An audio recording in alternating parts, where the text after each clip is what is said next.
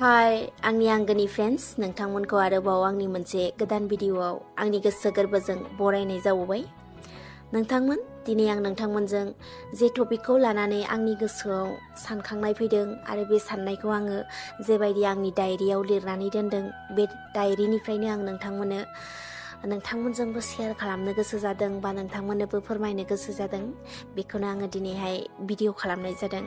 अब्ला फैदो नोंथांमोन आङो भिडिअखौ जागायदिनि। नोंथांमोन टपिकआ जाहैबाय गोग्गो समाजखौ सोर बायदिया दानो हागोन। बियो आंनि साननायल'रि, आंनि साननायखौसो आङो नोंथांमोननो फोरमायदों। आंनि साननानै बुंनाया गासिबो सैथोजोब नंजोबा जानो हागौ, थेवब्लाबो आं बुङो 100आव 50%आ सैथो होननानै। अब्ला फैदो नोंथांमोन खोनासंलांदो। मुलुगाव सुबुं माहारिया समाज दानानै थानो मोजां मोनग्रा माहारि।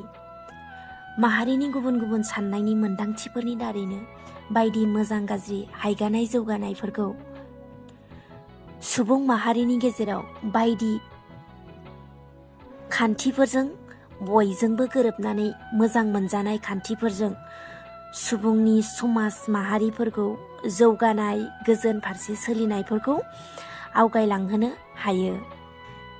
बेनिखायनो जों बयबो सुबुं माहारिनि जौगानाय गोजोननाय जाफुंनायखौ मोननांगौब्ला गोथौ आरो गुवार साननायजोंसो बयनिबो मोजां मोनजानाय जाफुंसारनायनि खान्थि दानानै सोलिनाया गोनांथार। बिनिखायनो गोग्गो समाज दानायनि गोनांथार बिबानफ्रा बयनिबो थाखाय गोनां। थिग बिब्दियैनो मुगानि समफोरजों सम सम गोबां हारि माहारिनि बिबान मोननानै समाजनि जौगानाय फोसाबनायफोरखौ जोङो नुनो मोनबोदों।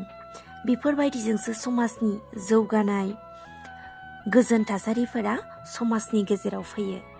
बिनिखायनो मोजां नोजोरनि गियानजों बयनिबो जाफुंसारनाय आबुं गियान गोनां सुबुङासो समाजनि गोजोन थासारि जौगासारनायखौ मावफुंनो हागोन। बिनिखायनो जों साफ्रोमबो सुबुंफोरा हानायमानि गुवार गोसोनि देरगानाय गैयै जाना हाबाफोरखौ मावनो नाजानांगौ। अब्लासो जों बयबो साफा साफा गोग्गो समाजखौ दानो हागोन। बेखिनियानोसै। बाय बाय।